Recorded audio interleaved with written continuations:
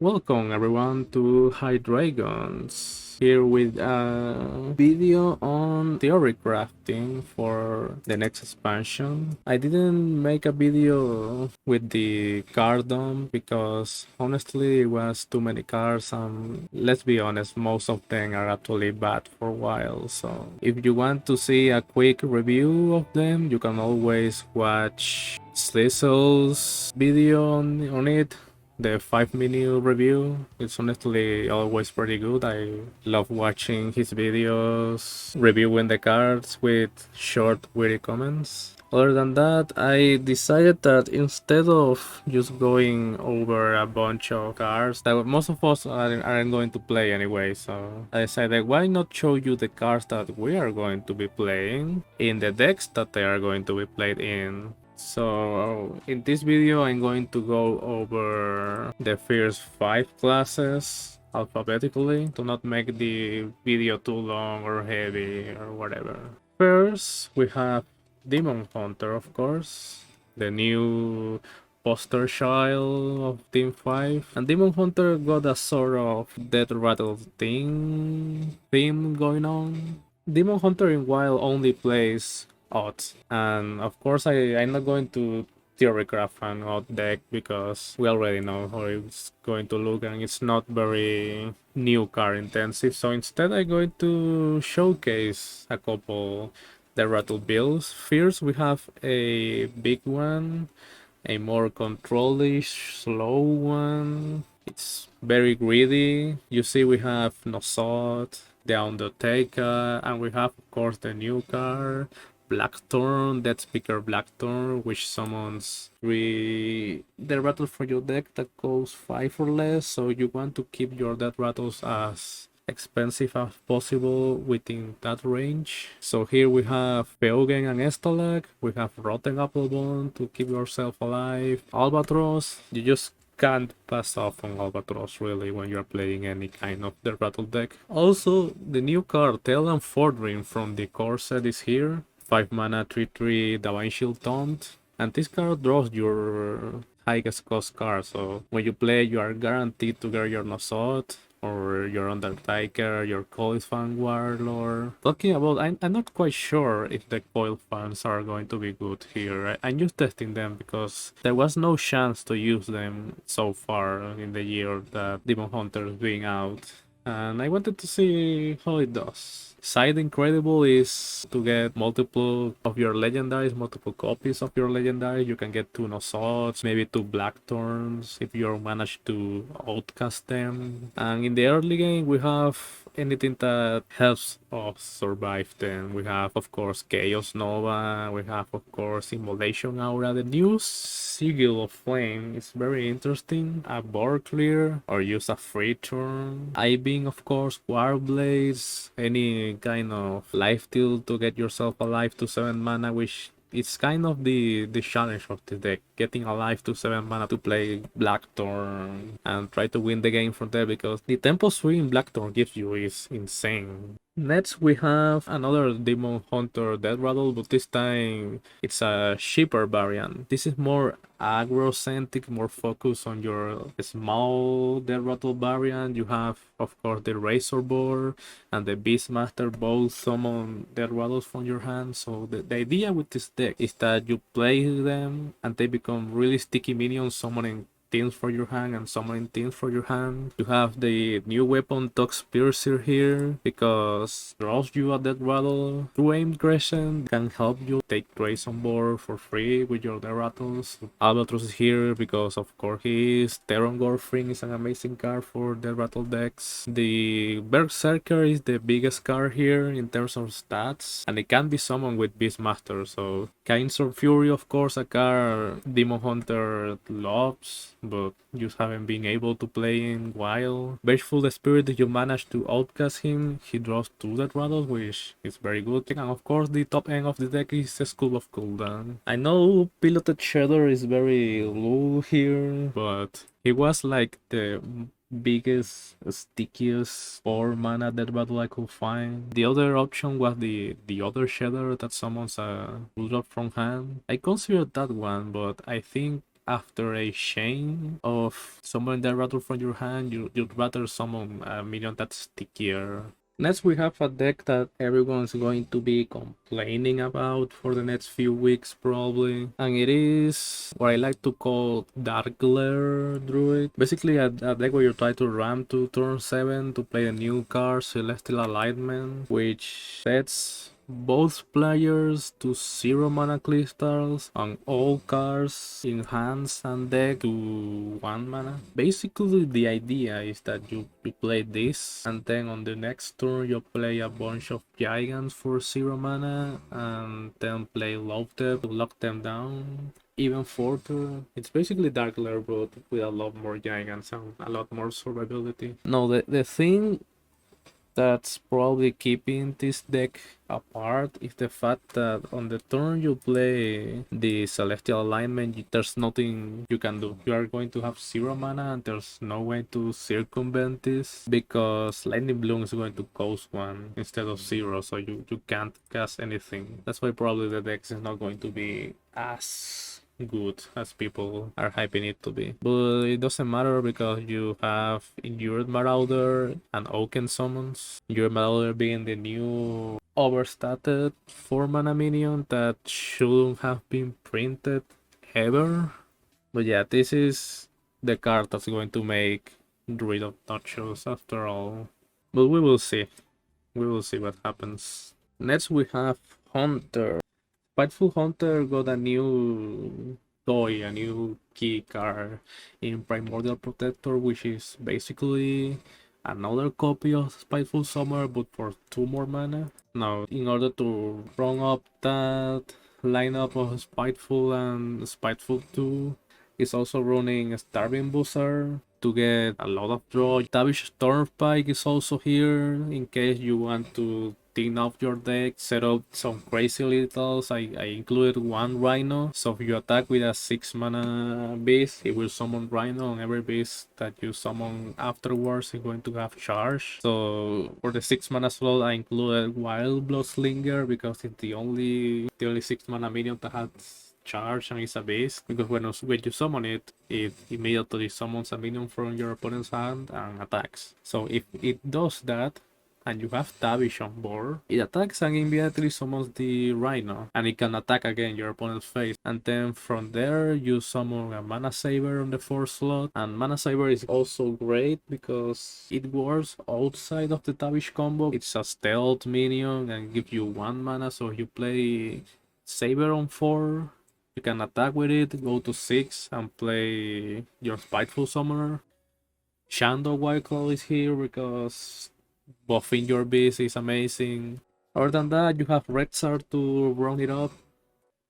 Another deck for Hunter that not many people seem to try to build around, Malygos Hunter. Malygos Hunter, the idea is that Bulging plus any minion on the board that you can summon equals a Malygos. So most people will run a 0 mana minion. I rather not to, so I chose to run the Spear, which summons a minion when you attack. So if your opponent is not running actual removal, the Spear is likely going to stick. You can probably try Story Song here. I opt not to. New Flare, obviously amazing. New Tracking, which is controversial, but in a combo deck, New Tracking means you can play it early and not fear of losing your essential card, your combo card, your pieces. Now, I included a Buzzard here because you can summon a couple beasts and it will help you draw to your deck. I got Barak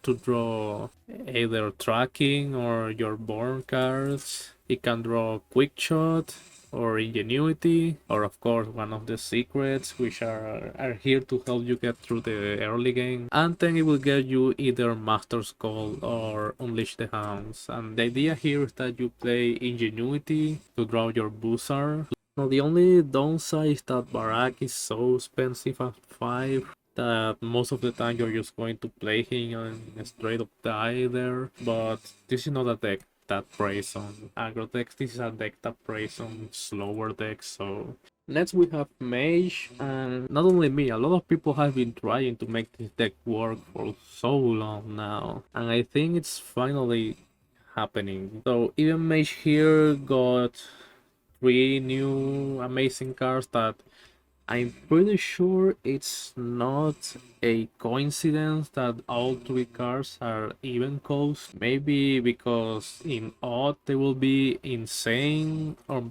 because they wanted even Mage to be a thing, but whatever the reason is, here they are. We have Ordresh Fire Eye, which is our big payoff card. Dealing 10 damage with the hero power is not that hard in this deck because of your hero power modifying cards. So most of the time you're going to be able to play him on curve. On 10 you played it, deal 10 damage to everything your opponent has, deal 10 damage to your opponent, and that hopefully just wins you the game. Reckless Apprentice fires your hero power. The animation is very annoying, by the way, because it fires individually. That's something I think they should change. So usually with 1 or 2 Reckless Apprentice, you should be able to activate Mordred, especially if you play the other new card, Wildfire. Wildfire upgrades your hero power permanently by 1. So you play both, you have a 3 damage hero power that costs 1 and can go anywhere. Can more or less survive with the tools you are given. And 10 on 10 you can play Mordred,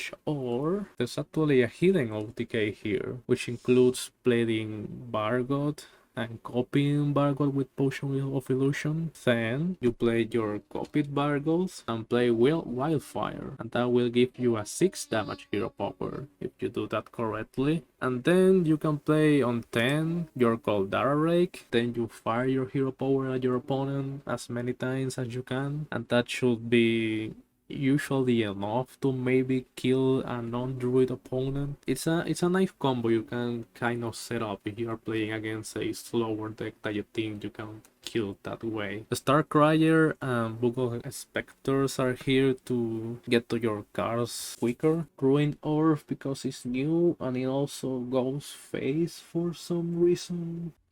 Another mage deck that I don't see many people talking about, probably because it's not good, is Full Spell Mage, because the new card Refreshing Spring Water, if you draw 2 spells, it refreshes your mana, so it basically goes 0. So that's actually very strong, drawing 2 cards for 0 mana. So we have deck of Lunacy here, and the whole idea, the whole big play is that you have Spring Waters in your hand, and you play deck of Lunacy and fill your hand with discounted spells, and maybe that wins you the game, or maybe it doesn't. But that sounds fun at least. You have Katun here if you want to OTK a slow opponent that's not a druid. You never know. This is like Casino Mage, but Lunacy Mage. Something I wanted to consider adding here was Deck of Wonders. Not because of the casino element of playing Deck of Wonders, but because it shuffles 5 spells in your deck that cost 5. So with Lunacy, that's actually very strong. But 5 mana do nothing in this kind of deck probably kills you, but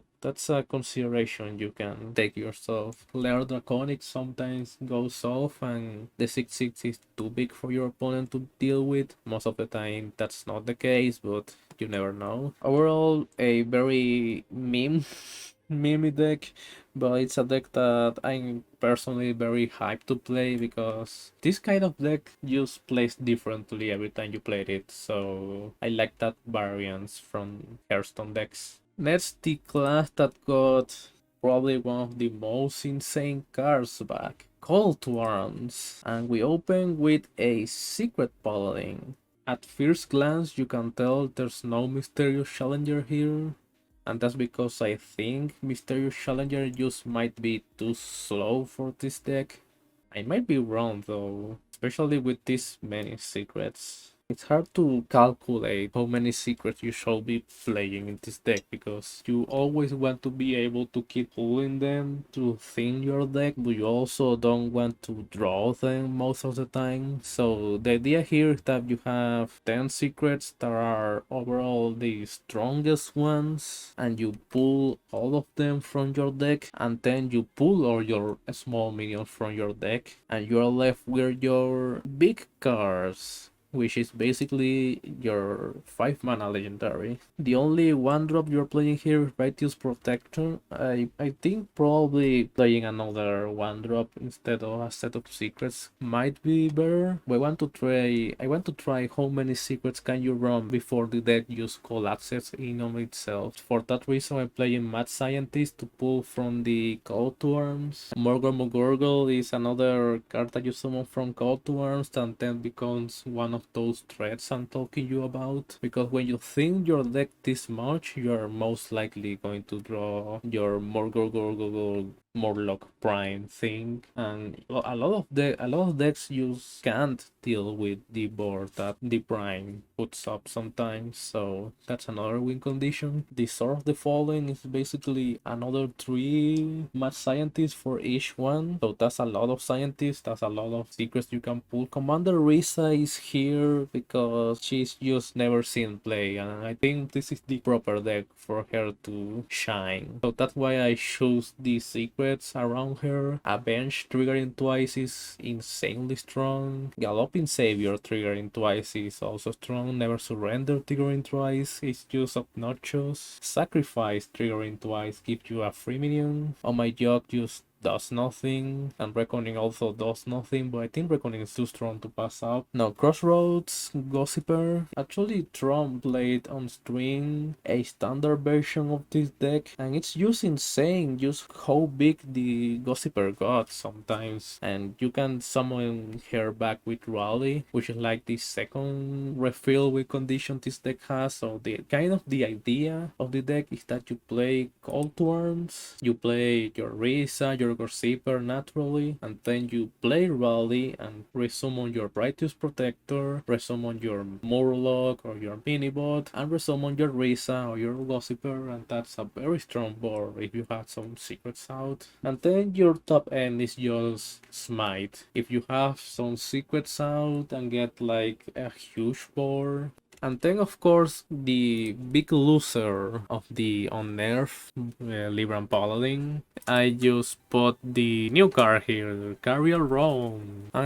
She seems very good because she's basically another Libran discount, with the exception that the Libran in question has to be in your hand. You have the Libran of Judgment, which most of the time, if you manage to corrupt it, you just win the game against Secret Mage. Lady Leandering is just obligatory in any Libran deck. Knight of Anointment draws you a holy spell, so it's basically a Libran tutor. Or can draw you Blessing of Authority, which is also holy. And the other new card that this is playing is of course Samuro. If you manage to get your Libran of Wisdom to 0 mana and get a couple of them, you can play Samuro, buffing, and then just clear a mid-sized board, or against a slower deck, put a Blessing of Authority on him, kill a Deathrattle, and then just obliterate the board. For the pro deck, I wanted to play as many poisons as I could, because every single new poison is amazing on Spectral Cutlass. People were arguing whether or not they were good in Kingsbane, what to take out of the deck for it, and nobody just said, hey, these cards are great in Cutlass, why not play that instead? The idea of this deck is exactly that. You get your Paralytic Poison, which makes you immune while attacking. You get your Silverleaf Poison, which makes you draw a card while attacking. So aside from the weapon stuff, and of course Apothecary, which just gives you more poisons, we are playing a secret package here, because the only way to make sure that your Spectral Cutlass goes infinite is to play Shadow Jewel Hanar, because Hanar just keeps on giving you cards from another class, secrets from another class, and Hanar can just win you some mashup. We are no longer playing One Thief here, we opt for the Swashbuckler because Burglar got a buff and now he gives you cards from a random class. For the secrets here we have Cheat Dead 1, basically for your Hanar, Dirty Tree tricks for draw, evasion to not die, Flyerize to get some cards for our weapon early on. We have a Spark Joy shit because it draws you a card. You can win some games with just Hanar, you can win some games with just the weapon, and some long games you just win by using two of them. And